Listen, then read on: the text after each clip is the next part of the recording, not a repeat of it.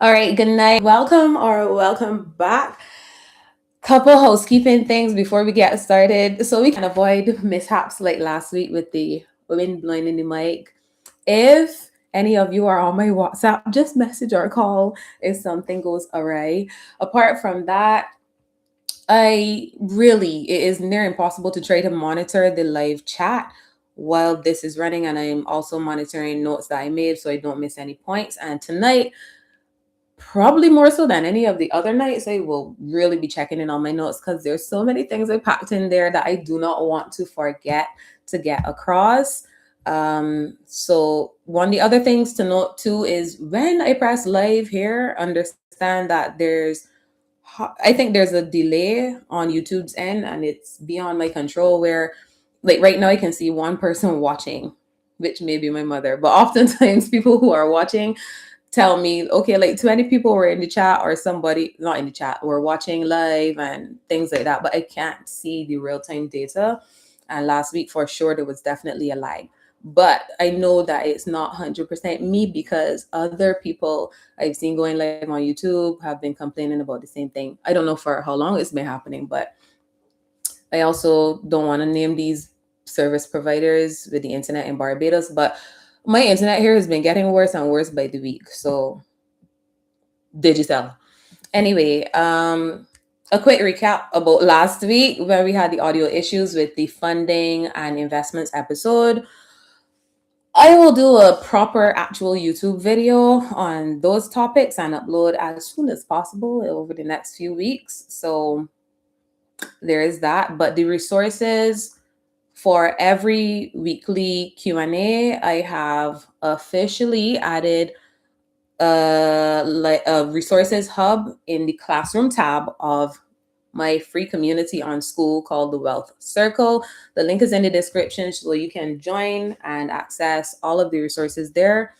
And that's how I will update things properly every week as opposed to trying to scramble after each live and update the descriptions on YouTube.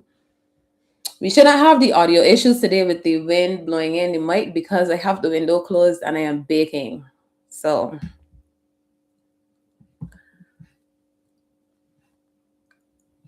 all right. Oh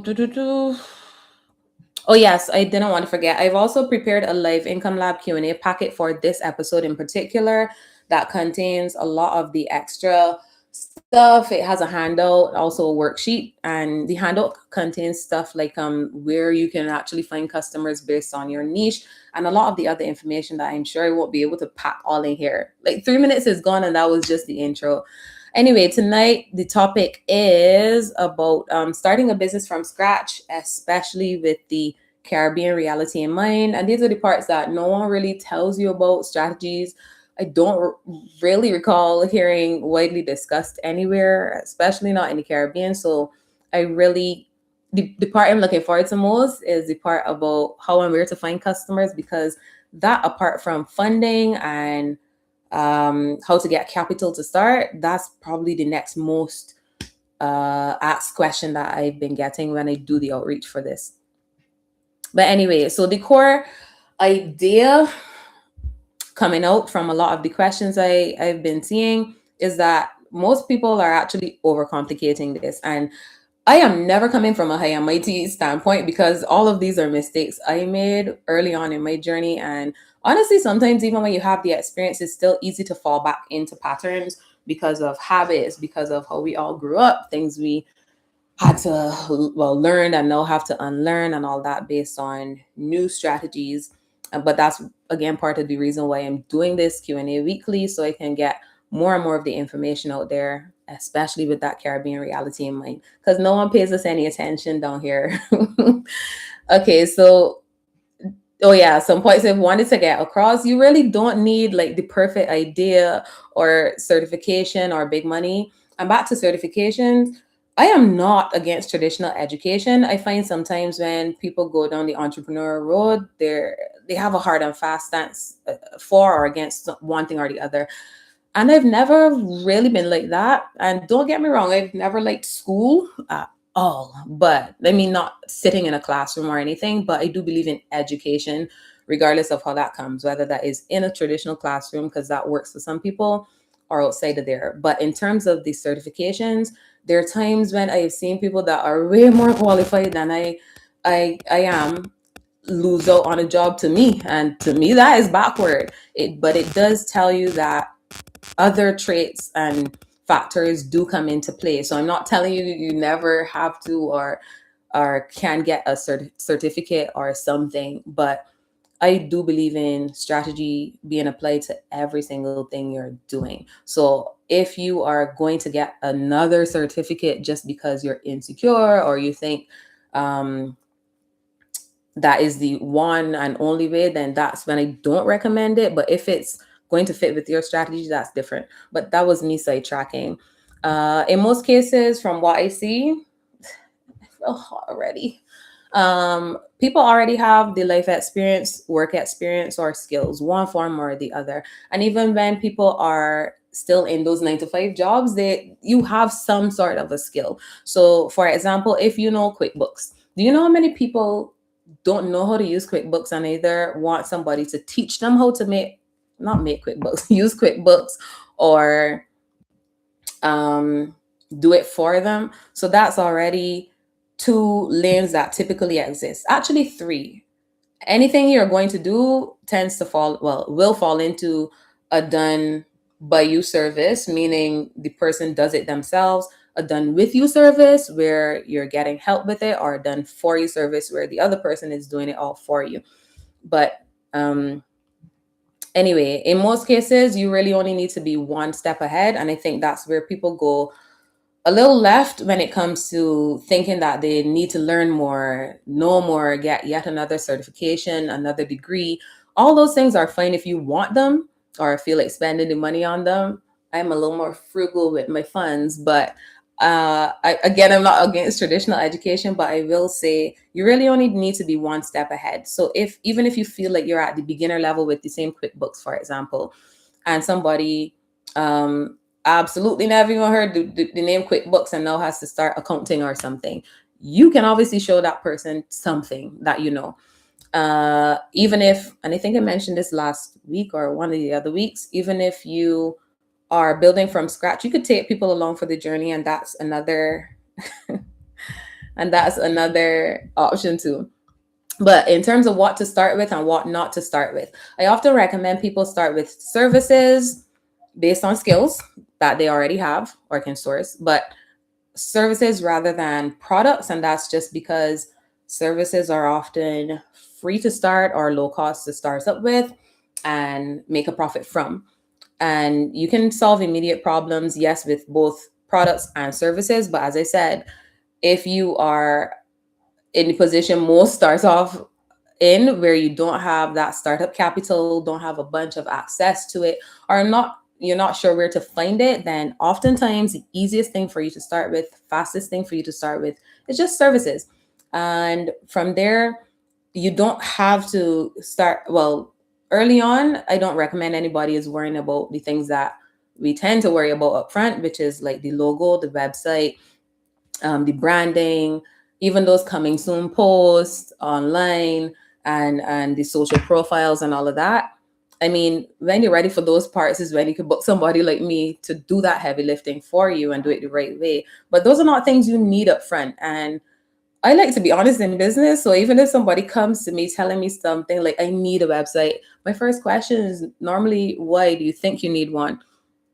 Although I should start maybe just taking money up front. But anyway, I just, again, like strategy and everything. So apart from the starting with services, versus products, understand that we really do live in a microwave society where people want and expect everything ready, done. They want instant delivery, instant gratification, etc. So if you are going the route of when you're at the point of launching, just announce why it is you're launching, as opposed to starting with those coming soon posts and trying to tease. Those work best strategically when it's an actual established big brand already. Like, I don't know, Nike or somebody, or Beyonce has a album drop. People already are invested. They care. When no one knows who you are, what you're offering, trust me, no one really cares what you have coming soon. So it's like a lot of those things are going to end up being time wasting tactics.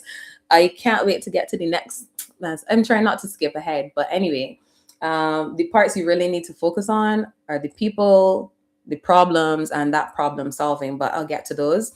And just remember, like, if no one is even paying you yet, if no one is aware of who you are, what you offer, you a logo, it makes zero difference. I guarantee. I actually don't even really have a logo all now, and I've been in business, so I can tell you when people want what you have to offer. A logo hardly ever is the make or break point. It They often look at other factors like, okay, is this person solving the problem? Do I trust them? Can I really count on them? Can they do it competently? All of that. And as an well, just so you're clear, you can always pivot, because I think sometimes people, to the point of overthinking all of these early stages, some people do it to the point of trapping themselves in their own minds, meaning you are spending so much time trying to think up the perfect idea to start that is almost like people forget, oh, I can change it, I can pivot.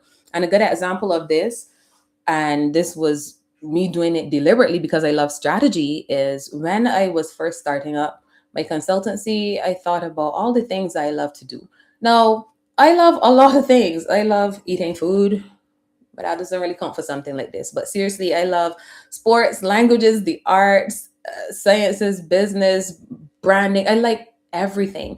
So, in terms of thinking of what idea I was going to start with, you have to check off some boxes in your mind and have a little decision tree. So what is it people need? What is it that people will need again and again, either from the same person wanting it again and again, or a constant flow of people wanting that, well, product or service.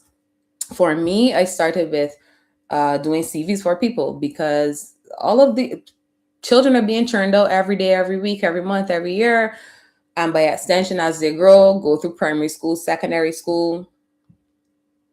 You see, I just checked the chat. Anyway, I can't see anything there. But as they go through the school system and get to the tertiary level or after secondary school, they always need CVs. And not everyone is fortunate enough to have someone to help them write those CVs, do them the right way. So for me, it was like, okay, yeah, that's something that I personally find easy to do.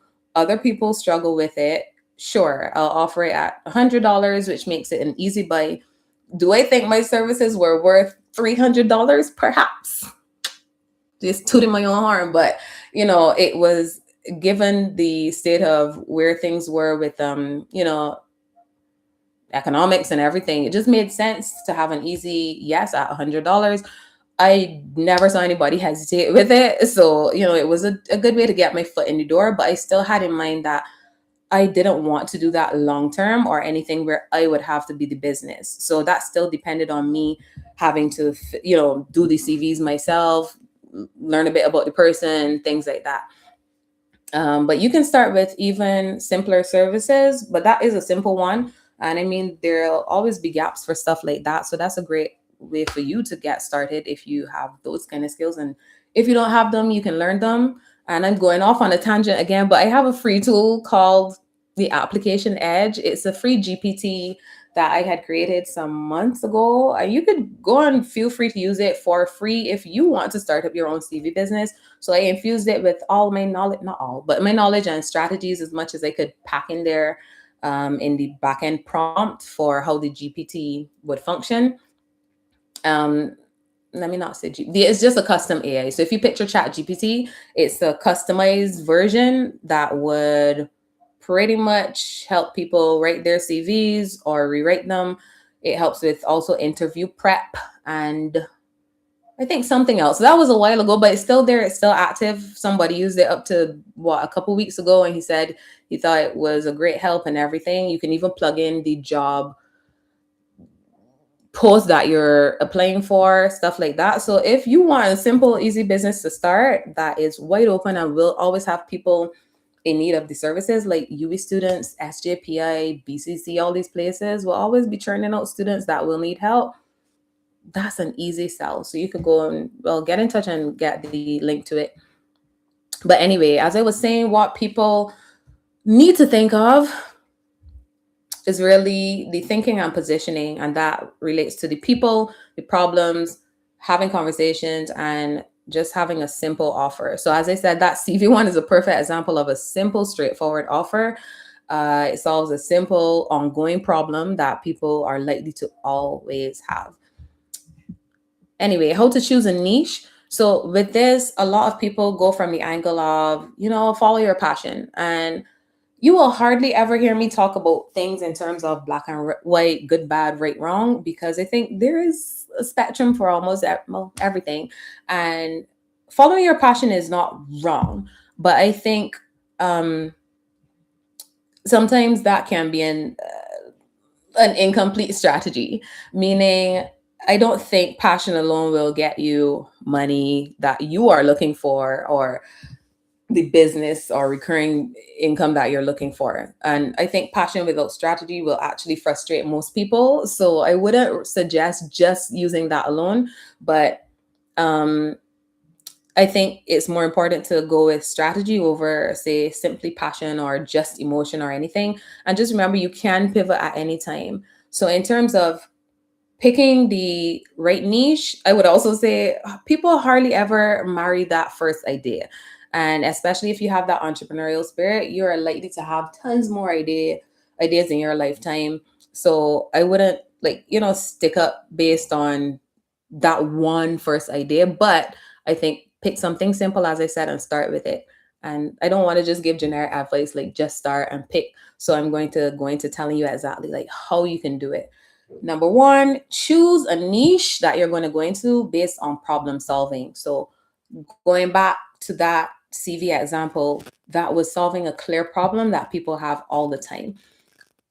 In all honesty, would I say that I absolutely love writing CVs as my top pick? No, but it was something that checked all the boxes in terms of a problem solving, easy, simple offer that will always have a flow of customers for it.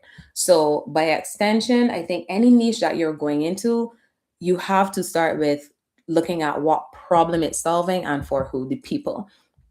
And in terms of, even if you're not that good with the strategy on your own, there are so many tools out there. I use so many tools. So every time when I come to do one of these episodes, I have to try so hard to filter down a bunch of information that's in my head and all my experience and just try to keep it simple and beginner friendly. So two of the tools I picked out to recommend, even though there's tons more, but these are free to start with. Google Trends.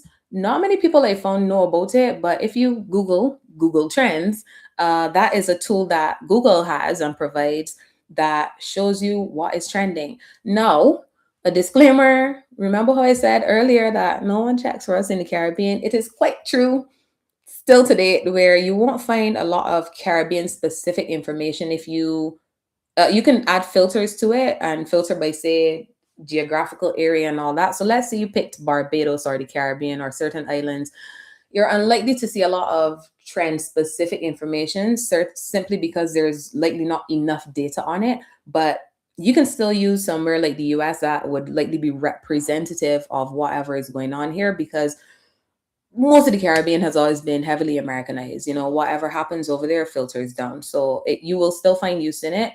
And Answer the Public is another one that I think they allow you like 3 searches per day for free. I didn't check that recently, to be honest, but Answer the Public is another free tool that shows you, okay, what topics are trending. And that is a good indicator of what people are searching for answers for. By extension, that gets to you finding out what problems exist, and by extension what problems you can solve or should solve that people are willing to pay for. I really hope I said all of that clearly and not as convoluted as it sounded in my head. Other things you should be looking at, look at what already exists. So if people are paying, it works. It's as simple as that. I know a lot of times, especially the more creative types, and again, I'm not knocking it. I am very creative and I get caught up in that with the artsy parts, where we start off thinking, man, this thing already exists. I want to do something different. I want to do something new. Everybody's doing this already. Yeah, but that's because it works. So when one fast food spot went up right there in Warren's years ago, and then another was popping up in Welch's. I remember even at that time, I was still thinking, why they put in one like right up the road from there? It's because they're supply and demand. It means the area is already a hot spot, and they're putting something else there that will supply the existing demand. Furthermore, if it will probably bring even more demand. So yes, I know we like to think about, okay, what's new, what's novel, what can we do that's outside the box, but that's not where you suggest outside the box thinking comes. I think when you're looking at improving on the bad or negative or not so great parts of those existing services, I think that's where you strike gold, not necessarily in trying your darndest to come up with a brand new idea from scratch. Um, and I think the fastest way to validate an idea, and I talked about validation in one of the other episodes, can't remember, but one of the fastest ways to do that is look at if someone is already making money from it. And I have an example. I can't help sidetracking. Whole loss. I have an example of this was maybe last year sometime where I came into contact with this guy through a car wash servicing I was getting, and I realized, this guy is one of those like go getter types and everything, and I always respect that. So we had some good talks because I realized he was business minded. He asked me about what I do, and then said like, he wanted to learn some stuff from me, and I'm always up for sharing. I mean, look where we are. And it got to the point where, well, me knowing myself, I'm always very clear about the parts of a business or a project that I'm interested in doing, know I could do or want to do versus not. I hate to be hot. I'm here struggling all no. So I know, for example, that I am not the one to be physically washing the cars. Now I can do the strategy, the admin stuff in the background, anything else, just put me in the shit and let me do it, and I'm good. But in terms of actual car washing, that probably would not be me. Hello to whoever said they're now tuned in. So he was fine to do all those parts. We had some talks in terms of how we would proceed. Where things stuck for me a little bit was when we were trying to decide we were brainstorming on the location to start this car wash, and I had said, hey, well, there's an opportunity for this spot in Warrens. I said it's close to both of us, and Warrens is already a hot spot. But he was really adamant that there's enough car washes there and it doesn't make sense and all that. And I'm like, we're butting heads, not in a bad way or anything. I do believe in letting the ideas fight, but we were butting heads where it was like, yeah, but the reason a lot of them are there is because it is a hotspot with a lot of traffic. So I wouldn't say he was even wrong because he has some of the right thinking. I think where it went slightly off was just in not acknowledging that um enough like of other people's experience. So even with me, I remember more than once I went to Warren's to get my car washed, and the car washes were booked out. Now, again, it's a hot spot with a lot of traffic. It is one of the maybe highest traffic areas in Barbados. So it would be a good. I still maintain it would be a great spot for a car wash. So if you're listening, we could revisit it sometime. Anyhow, let's see, I forgot where I was. Well, yes, but the point on the car wash was just that people, again, we're in this microwave society. So imagine if you were one of those people like me who went to that first or second car wash, they're all booked out, and um, there's nothing else in the area. That's lost revenue. That's another easy opportunity. It's another business that doesn't take much to get started with in terms of materials or anything, and it can be quite lucrative. And I would say we're distracted. We're going to get to that later. Never mind. Anyway, some in terms of other easy ways to get business ideas that are the more profitable ones are by observing complaints and thinking about the experiences that you and others have had. So as I said, that same car wash example, I know for a fact me and other friends of mine, family members, have struggled to just get an easy simple car wash service when you want one. Look at what people are struggling with daily. That's another way to do the idea generation stage. And best of all, I always say ask people directly. I've given the example where even for this live Q&A, I ask people questions. I flat out say, hey, I do this thing on Wednesdays that I started. What is it that you are struggling with? What areas of business give you the most trouble? I phrase it whatever way. Sometimes, it's just a copy and paste, but ask people. Um, and I always tell people, if you are afraid to do the outreach, start with people who you already know, because you would likely not be also afraid to just ask your mother, father, cousin, sister, brother, friend, whoever family member those same questions. Where was I? Oh yeah, which we're getting into next. So in terms of how and where to find customers, and everything I told you about before matters, but this next part is where most people fail. And we're at 7:25 already. Okay, it may go over tonight because this is the part I most wanted to get to. Anyway, as I said, start with people that you know, especially if you are one of those people who's more shy or nervous to get started. And I know the anxiety can be crippling for some. And I can't say it's a struggle of mine, but I do well, I empathize and try to understand as best I can. But I still do believe there are ways that you can get out of your own head and out of your own way and still try. So I would be hard pressed to think that you can't find at least one person around you to just reach out to and ask a question like, hey, what are you struggling with right now? What products or services do you think would work?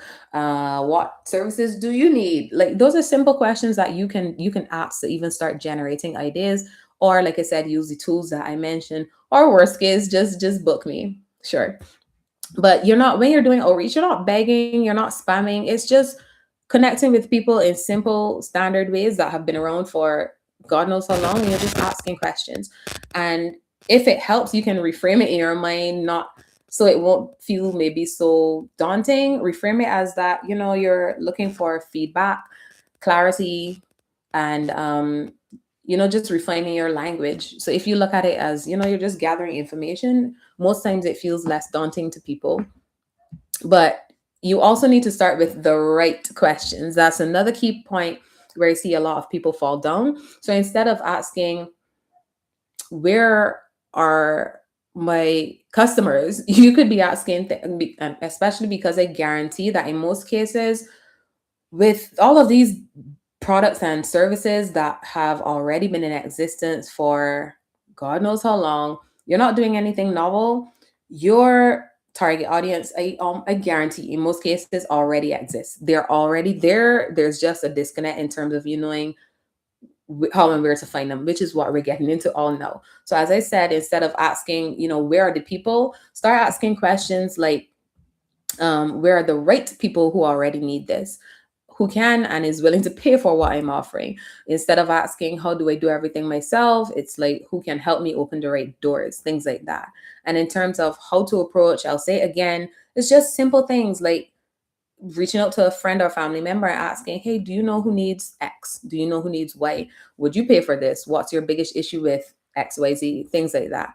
And at that point, that removes sometimes a lot of the fear, because you're not trying to sell at that point. You're just gathering information, collecting data, that kind of stuff. And in terms of the where to find customers, getting more specific now, as I burn to a crisp, go where they already are. And I know that might seem like an oversimplified answer, but it is a simple truth. They exist already. Go where they are. And I'm not just going to leave you hanging with vague information. They already exist at gyms, sports complexes. You have mom groups, you have Facebook groups, events, workplaces.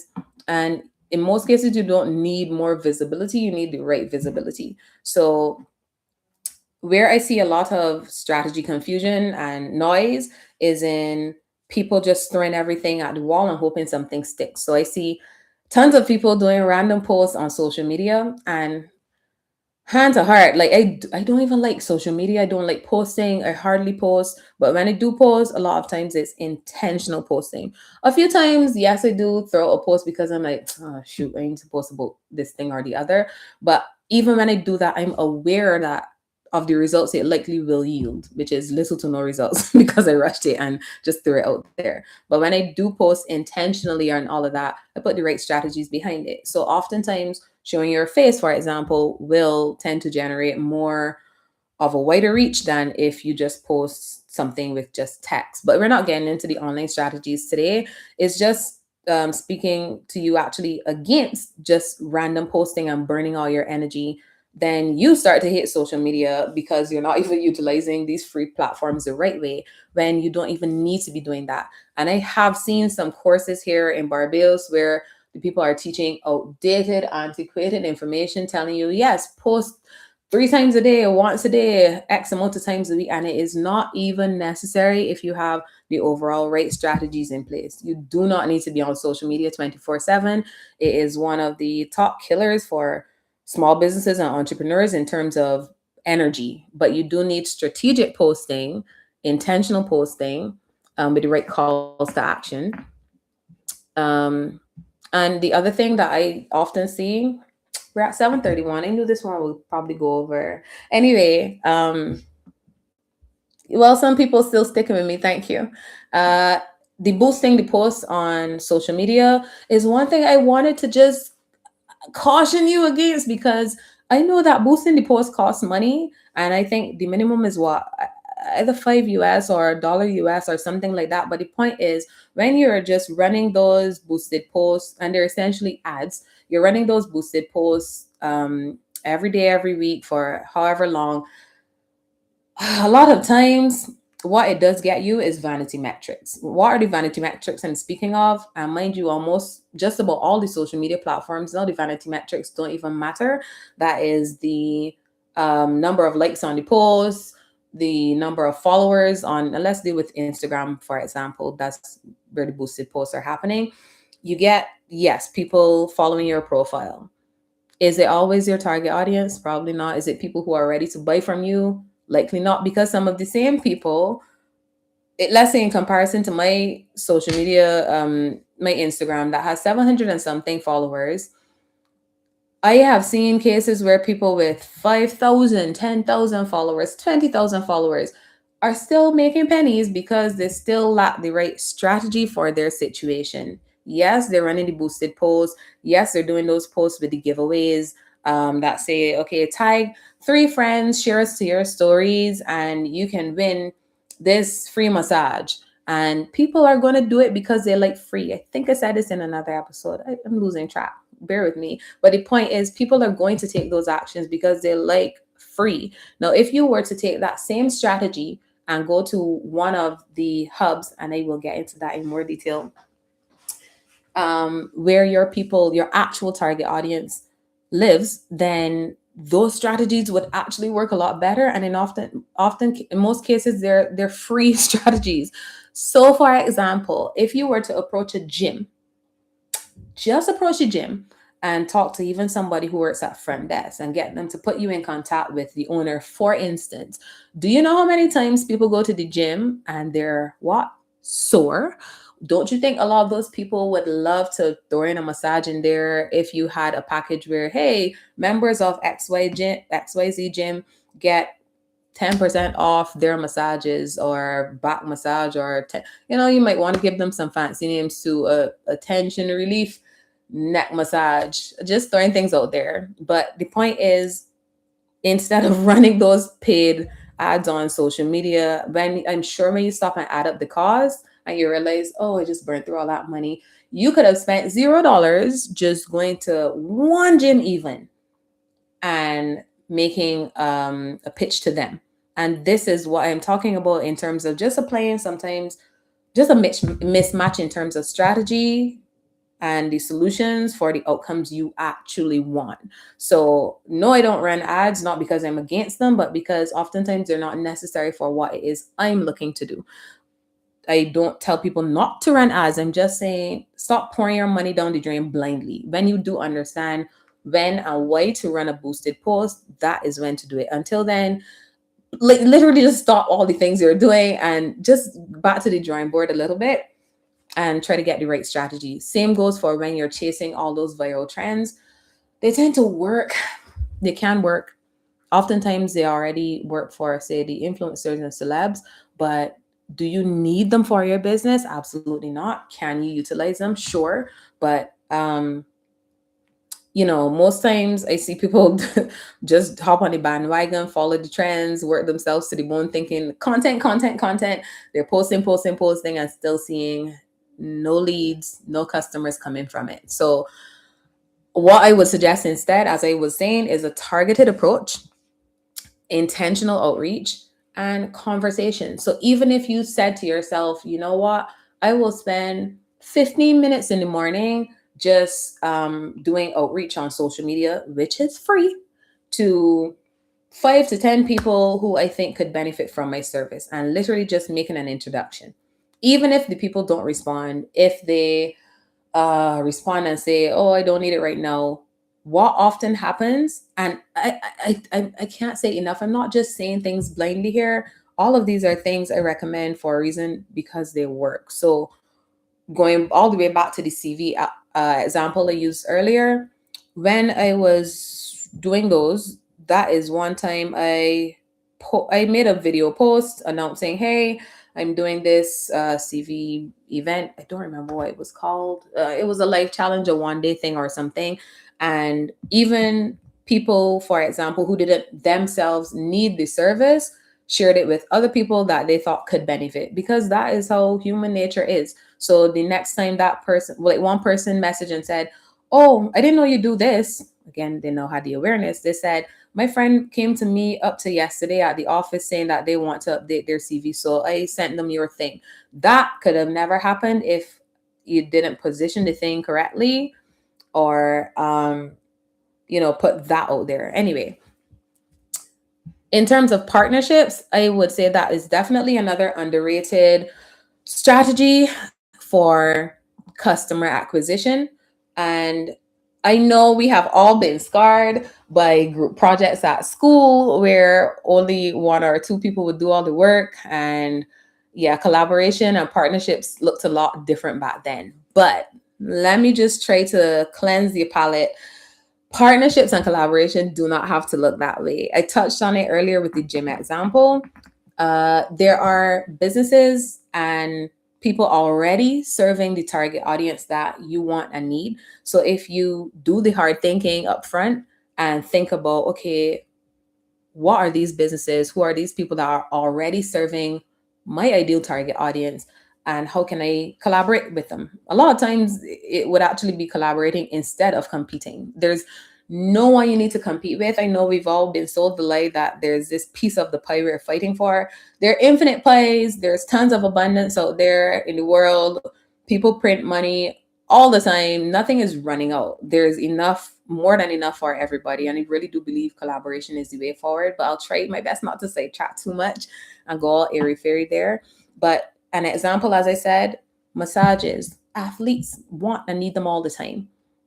I know I used to do a lot of sports, but even now that I don't do sports, I still want them. But would I say that I would see them as also necessary right now? Not really, because I'm not sore 24/7 from working out. But you know who's sore 24/7 from working out? Well, that's not the best example, because good athletes shouldn't actually be sore, but not so often. But the point is, stressed out mothers, stressed out teachers, stressed out service providers. Those people need massages. They want massages. I'll use my mom as the perfect example here. She has a high stress job, I would figure. You know who else probably has high stress jobs like her? Her friends, her peer groups. I That is where I would apply the same giveaway strategy, where I would approach people like that and say, "Hey," and be transparent. And I'm telling you, it can be this simple. It is this simple. I've done these kinds of things. Those are the types of people I would approach and say, instead of doing just the free giveaways on Instagram, where a lot of times those customers don't even come back, they're there for the freeness. That is what attracts them. That is hardly ever your target audience. You want the people who are willing to pay you for what you provide, because it solves a problem and because it gives them relief from their pain points. People who are in those high stress jobs, the CEOs, the managers. I was in management and I could tell you, high stress.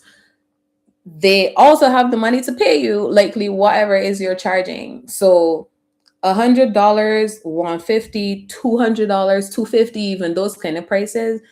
probably don't look the same to a CEO as they look to a UB student who is probably living off their parents' dime and stuff like that. So, would a UB student take a massage? I'm sure they would.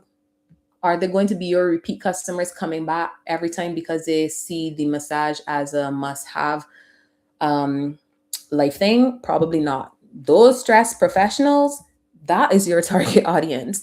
Again, who has them? I would reach out to say psychologists, psychiatrists, not to get their database because it shouldn't be disclosing it, but just introducing yourself and saying, "Hey, this is who I am. This is how I offer. This is what I offer. Sorry, this is what I provide. Would you be willing to make a could I offer you a free service so you can see experience it for yourself and then give any feedback, and if you are satisfied then share it with your network." I much people don't approach these people. I'm telling you, if you're the one or one of a few to approach them, it sticks in their mind. Like when they're ready for that service or somebody comes to them and they're stressed. Those are the pairings that go well together. Services and locations, all these pairings and partnerships work for a reason. So if you were to start a taxi service, okay, you can go the approach of just waiting on the corner, hoping for your customers. You can list in the yellow pages, phone book, whatever. I don't know. Those things are still active, but probably not the most used things anymore. But how could you apply the right strategy? What that looks like again is starting to think about the hubs where customers already exist. Who wants and needs taxis? So in terms of businesses, look at the businesses that have night shifts, for example. And a lot of them have like legal things in place where they have to make sure their staff get home safely. You know who can get them home safely? Your taxi service. Yes, like it can be that simple. But that it won't be that simple if you don't even ever approach them. So instead of trying to run those ads on social media, we're just again pumping money into it and not sure of returns and results.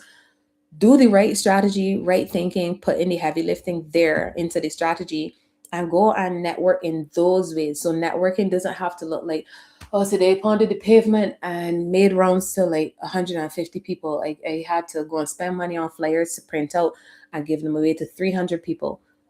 Again, these strategies also work, but I'm just saying they're low or no cost ways to start with first, and that can get you the results that you are likely looking for. So those same taxi services, again, look at the hubs where your people exist, tourists, the late night workers and all. Going live is hard because intrusive thoughts come when I said late night workers. Anyway, sorry, mommy and daddy. In terms of these hotels and all that, your targets already exist. People want reliable services. They want people they can count on. They want easy access. So when you go and partner with these hubs that already have your existing target markets, a lot of times that is when you strike gold. Next up is creating systems after you have a lot of these strategy in place. And that's because these systems are meant to decrease stress and not increase it. You need the systems. And I'm talking about booking systems, payment systems. It I know sometimes people stick again and say, okay, well, I can't take online payments. Okay, but what can you accept? How can you still make paying you easy and accessible for the target audience? So again, that does come with knowing, putting in the hard work to get to know the target audience. Somebody said they agree with everything I said re social media strategy and ads. You are a smart cookie. I appreciate you. Who's that? Stefan Giddens? I hope I pronounced it correctly. And I lost track of where it was. Oh, yeah, systems. So, booking systems, reminder systems, follow up, simple routines, all of these things come into play with a good systems strategy now. So, in terms of the systems I set up for myself and other people, it's to give them relief in those same areas. So when somebody books a strategy call with me, for example, I don't have to sit there and manually review everything, approve everything, send them a confirmation email because that is baked into the system. They get all the resources that are relevant because I configured the automations to do that heavy lifting. You configure it once, you test it, you set it and forget it. So now if somebody books, I don't have to go into a panic.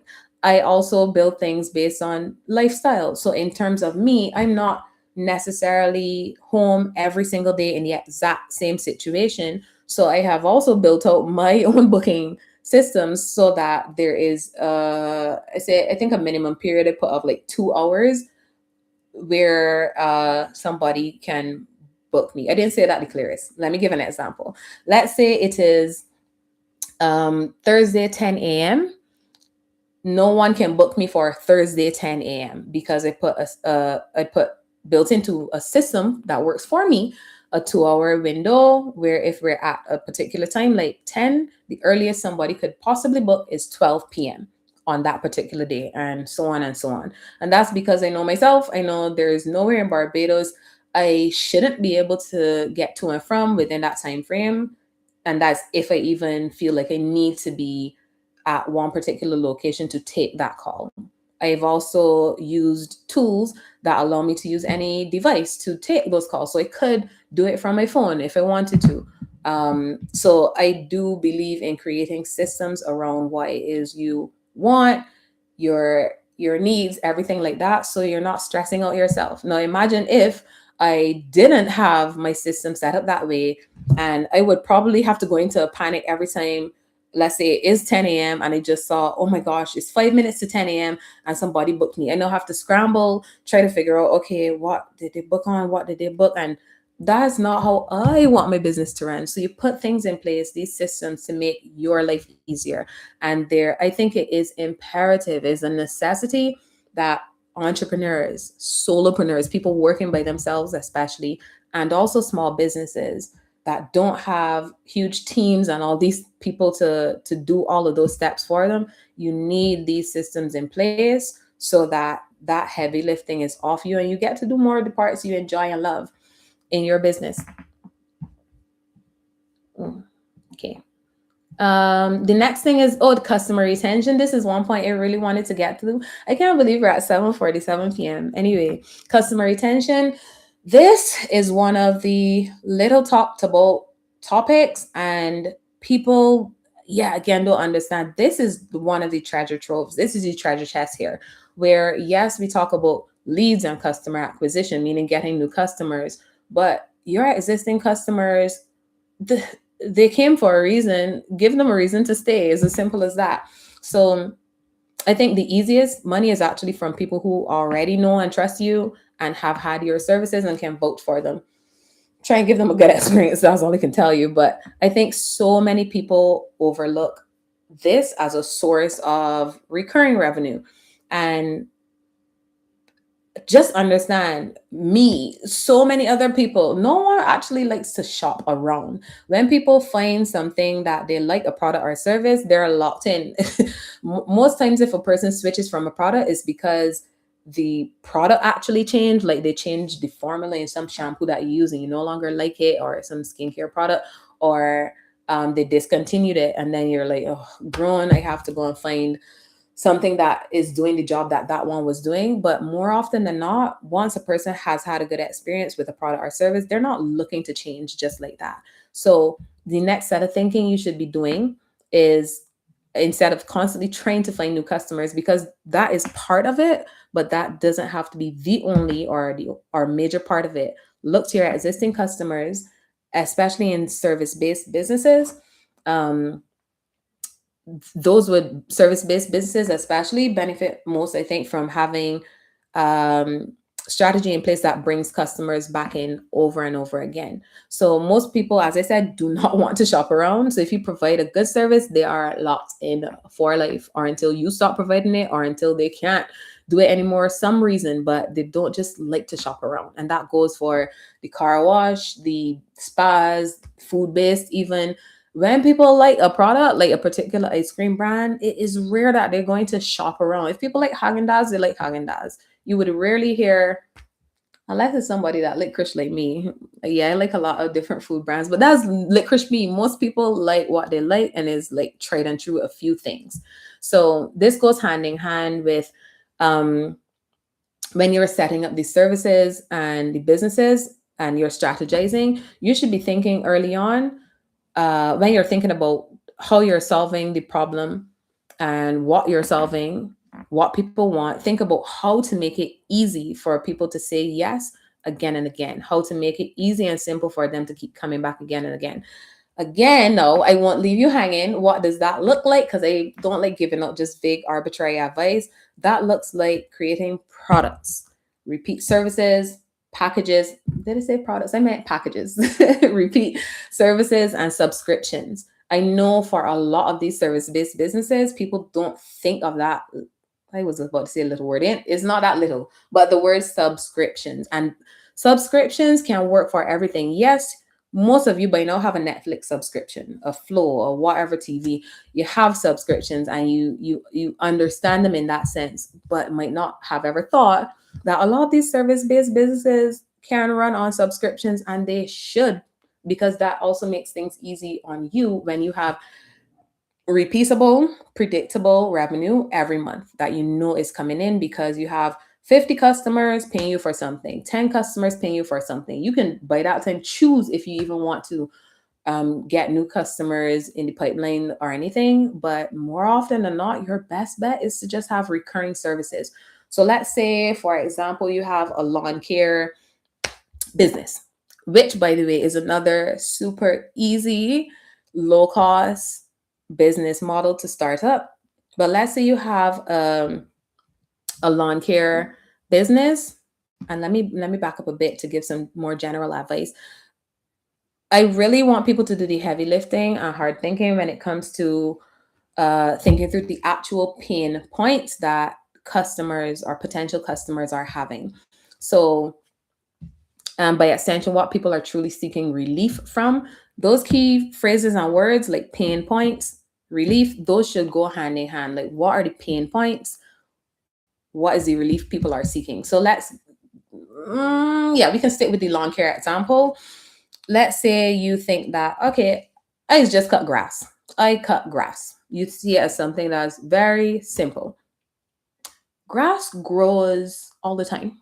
By extension, as I said, that is something that can and should be a subscription model where it doesn't have to be subscription in the sense that they are paying an auto deducted fee or something. However, when you go and you do that good service the first time, hey, just say, you know what? From my experience, I know that grass normally grows back X amount high every 3 to 4 weeks.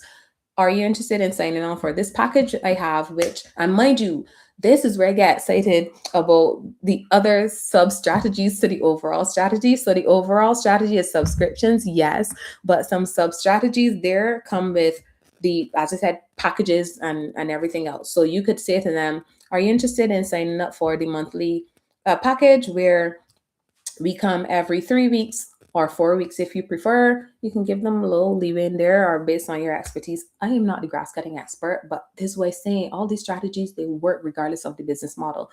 Anyway, you can go and say, are you interested in signing on for this package? No, you also get to decide, and it's probably best if you're going to do it this way to let them get something out of it. Meaning, if you sign up for the 6 month package or the 12 month package, the annual package, we discount by 10% when we come. You can then decide again with these sub strategies if you want to take prepayment up front or if they're going to pay you monthly. Again, most places, like say businesses, more corporate places, or even some everyday people don't like hassle of having to say pay every month, and they would gladly sign on to an annual package. Same goes for all the other types of businesses I talked about. People who, those high stress people who want or would benefit from like a steam treatment, a massage, a pedicure, or whatever it is. Um, the grass cutting one, like I said, is such an easy business. Like, Lord, I'm telling you, grass keeps growing, as I said, hence there's always going to be a need for the grass cutting. So your existing customers shouldn't even run out. Like, you would probably have to do a terrible job. And I'm telling you, it's not a saturated market because I still have experiences where it is a struggle to find just good, reliable people to do these jobs. Now, where I would recommend some even deeper thinking when it comes to strategy. I yap so much in long.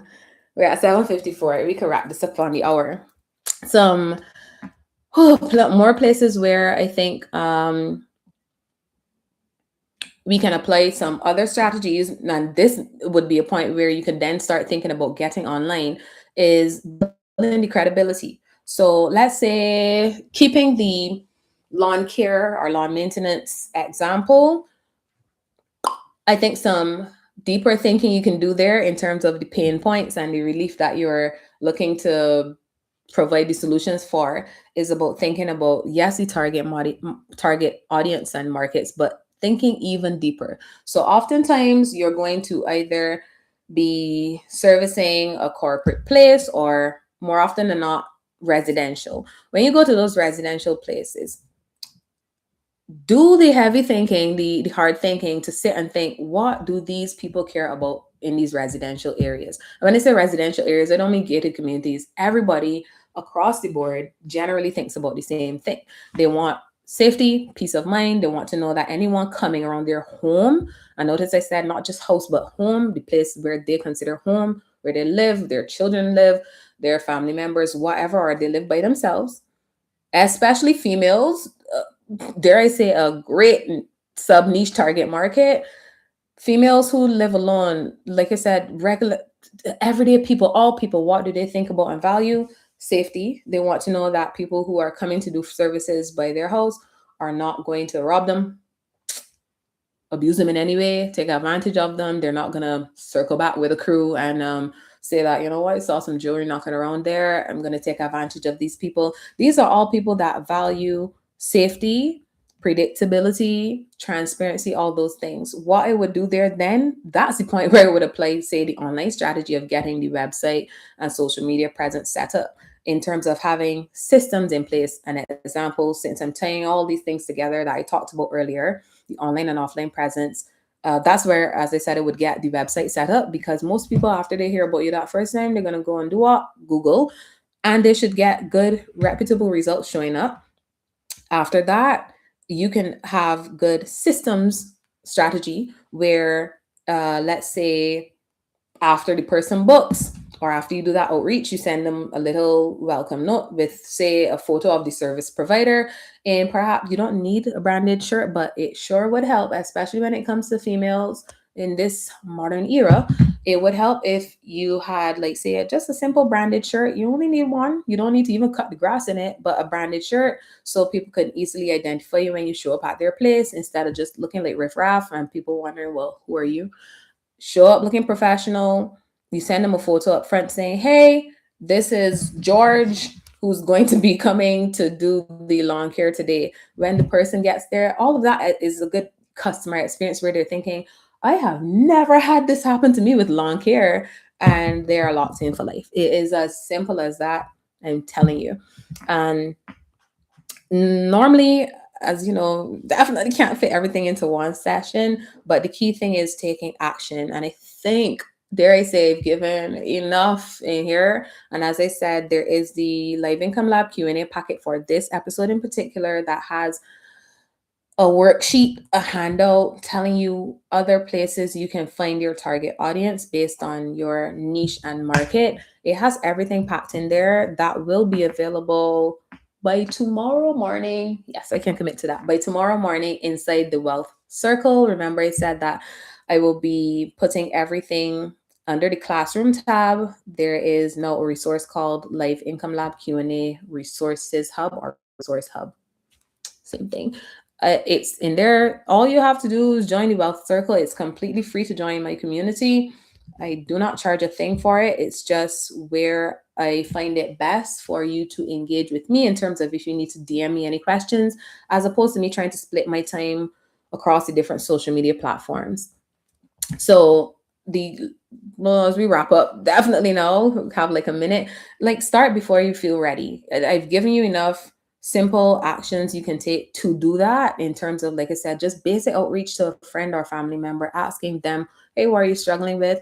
I mentioned some tools that you can use. I'll put them in the resources tool that document that I mentioned. And, start simple, focus on people and problem solving. That part, the pain points and the relief that they're going to provide, and strategy over everything. I will preach that probably all the time. So don't forget, join the Wealth Circle community for free. Use the resources hub on the classroom tab. DM me any questions there inside the community. And if you have help, like even one person, you pretty much have a business. So it doesn't require overthinking. And on that note, it's so hot. I am going to end things there with 8 o'clock on the dot. Could have been worse. Thank you so much for joining and supporting. And to anyone who watches the replay, feel free to comment, like, share, subscribe, all of that. Thank you.